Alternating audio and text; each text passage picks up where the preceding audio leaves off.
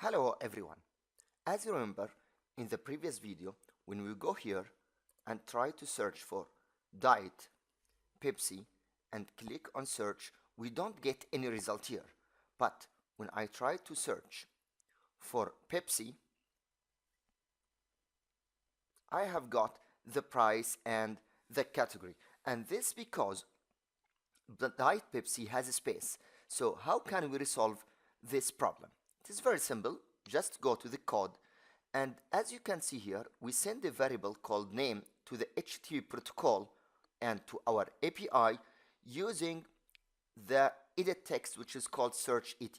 So at first, just define a variable called n, for example, of data type string, and it will be equal to search et dot text dot toString, and then you can use this word, which is replace.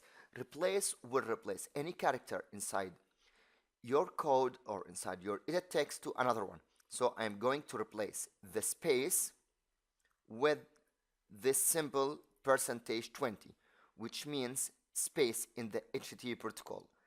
And now, instead of using this search edit text, just use the variable n. Now, let's try the example again.